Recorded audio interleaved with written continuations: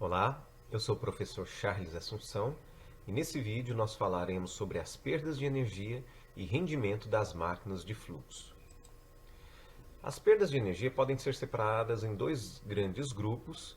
O primeiro deles são as perdas internas, aquelas relativas ao escoamento, ao processo de transferência de energia entre o rotor e o fluido, e também por perdas externas, que são as perdas mecânicas, as perdas da máquina, de rolamento, de eixo, acionamento, transmissão e assim por diante, normalmente devido a vibrações, devido a folgas.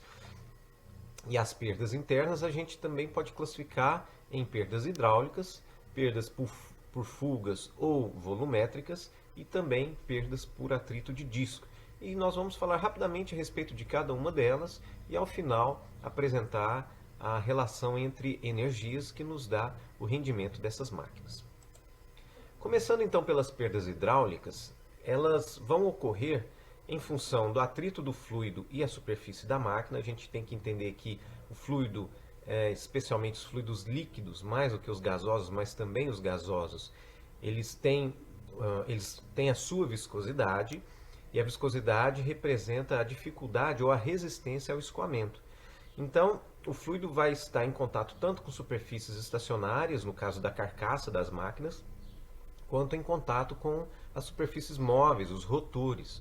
E isso então vai gerar um perfil de distribuição de velocidades em função dessa viscosidade, e esse perfil e essa viscosidade então gera o atrito entre o fluido e essas superfícies, gerando perdas hidráulicas. Outro fenômeno que ocorre é o deslocamento da camada limite, provocado pelas formas de contorno interno das pás, aletras e outras partes. Então, a camada limite ela vai se deslocar. Mudança brusca de direção e seção nos canais. A gente, quando foi definir especialmente a equação de Euler, nós consideramos que o escoamento era todo paralelo, unidimensional, mas isso na realidade não acontece. O escoamento ele é caótico, ele é turbulento, e isso gera perdas, gera perda de carga. E choque do fluido contra o bordo de ataque das pás. Isso ocorre quando a máquina opera fora do ponto ótimo de operação, onde o ângulo alfa, que é definido entre os vetores velocidade absoluta e vetor tangencial, não coincide com as aletas, as pás, especialmente as pás fixas das máquinas. Então, o fluido ele não vai entrar de forma suave e concordante, mas vai entrar provocando um impacto, e esse impacto gera perdas hidráulicas. Então, em linhas gerais, a gente pode ter essa relação aqui entre energias. A energia para máquinas geradoras, ou seja, para bombas e ventiladores, em que o rotor que vai colocar energia no fluido, a gente tem aqui que a energia do rotor, a energia da pá, é a energia que vai ser transferida para o fluido, que é aquela que a gente consegue mensurar exatamente em função da diferença de energia antes e depois da máquina, mais a energia de perdas, ou seja, nós vamos gastar mais energia para transferir determinada quantidade para o fluido, porque parte da energia que nós gastamos vai para o fluido, mas outra parte vai ser usada para compensar essas perdas hidráulicas. E nas máquinas motores é o contrário, a fonte de energia é o fluido e a saída é a energia da pá. Então a gente pode escrever que a energia que a pá vai receber do fluido é aquela energia que o fluido tinha, mas só que parte daquela energia se perdeu em função desses fenômenos. Então, parte vai para a pá, mas parte é perdida. Então, a energia líquida, vamos dizer assim, é a energia do fluido, que seria o total, menos as perdas. Aqui, essa imagem só para ilustrar alguns fenômenos citados, o deslocamento da camada limite e aqui a formação de vórtices também. É interessante mostrar que aqui está representando o rotor de uma máquina geradora, e essas pás aqui voltadas para trás. Se a gente imaginar que esse rotor está girando no sentido anti-horário, na saída do rotor aqui entre o ponto 5 e 6, ele sai do rotor e vai entrar no sistema diretor da máquina. Vejam que esse ângulo da pá da máquina, esse ângulo fixo aqui, deveria coincidir com o ângulo alfa, ou seja, a velocidade com que o fluido entra nessa região deveria ser paralelo, coincidente com o ângulo dessa pá. Mas isso vai ocorrer em uma condição muito específica, é uma rotação, uma velocidade bem específica. E se a gente opera fora desse ponto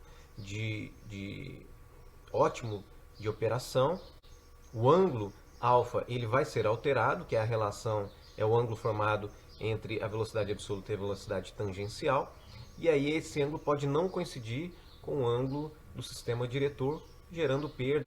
Nós também podemos citar aqui as perdas volumétricas, que são aquelas devido à recirculação do fluido, ou seja, parte do fluido não vai participar da troca de energia no caso das turbinas, e no caso das bombas e ventiladores, mais fluido vai participar do que deveria, em função da recirculação ou das fugas. Então vamos analisar essa figura aqui para ficar mais fácil. Se a gente imaginar que essa região à direita é um escoamento, está representando o escoamento de uma bomba, a gente tem aqui na região central do rotor a entrada de um fluxo de massa M ponto. Então esse M ponto ele entra aqui no rotor, passa pelo ponto 4, pelo ponto 5, e na hora que ele sai do rotor, ele está a uma pressão mais elevada do que ele estava quando ele entrou. Mas entre o rotor e a carcaça do equipamento existem algumas folgas, naturalmente. Então esse fluido vai tender a ser expulso, ou parte dele vai tender a ser expulso por entre essas folgas, e esse fluido vai recircular. Vejam nessa figura, passando aqui próximo, nessa região posterior ao equipamento, e nessa região mais à frente, mais anterior, aqui é a parte fixa e a parte móvel do rotor. Então o fluido ele vai recircular, esse M.F, F de fuga. Então parte do fluido vai recircular. E aquilo que passa pelo rotor efetivamente, então, vai ser o somatório entre o M ponto, que é aquilo que vem pela tubulação, mais a parte que recirculou, esse MF ponto. Então a gente pode ver à esquerda, à direita aqui, a tabelinha aqui, máquinas geradoras, o MR é a vazão que passa no rotor, que é aquela que de fato vai participar da troca de energia, ela é maior do que deveria. Então MR é M ponto, que é a vazão máxima do sistema, mais um MF, que é aquela parcela que fica recirculando. Ora, se a vazão que passa pelo fluido é maior, para realizar aquele incremento determinado de energia, ele vai gastar uma energia excedente daquela, ele vai gastar uma energia maior do que aquela que deveria ser gasta se não houvesse essas fugas. E do lado esquerdo da figura nós temos a representação da turbina, onde a fonte de energia é um fluido, e esse fluido vai transmitir energia para o rotor. Aqui também vai ocorrer fugas, porque vejam aqui o MF nessa região aqui entre o rotor e a carcaça, por aqui também. E essa parcela, ela não participa da troca de energia. Então ele tem uma quantidade de energia, mas ele não passa pelo rotor, ele não vai ter esse contato com o rotor para transmitir essa energia para o rotor. Naturalmente ele sai com um nível de energia mais elevado, ou seja, ele não transmitiu em função dessa perda volumétrica. Então a gente pode expressar essa relação como sendo a parcela que passa pelo rotor é a parcela que entra na máquina menos aquela que fugiu, ou seja, aquela que não interagiu com o rotor. A gente também tem as perdas por atrito de disco. Como eu disse anteriormente, o fluido ele é um fluido viscoso, então ele vai estar em contato tanto com partes móveis quanto com partes fixas. Haverá um perfil de velocidades e ele vai tender a resistir ao escoamento em função da sua viscosidade. Então a gente pode lançar a mão dessa equação. Nós não vamos detalhá-la aqui, se você tiver curiosidade, você pode pegar a referência. Esse material é do livro Máquinas de Fluido, do professor Hen. Então o K ali é o coeficiente adimensional, que depende do número de Reynolds, massa específica, a velocidade tangencial ao cubo, lá no rotor de saída, no ponto 5, e o diâmetro externo do rotor ao quadrado. Com esse slide, então, eu finalizo essa primeira parte desse vídeo em que falaremos sobre perdas e rendimento. Eu espero que até agora tenha ficado claro para você esses conceitos e esses fenômenos.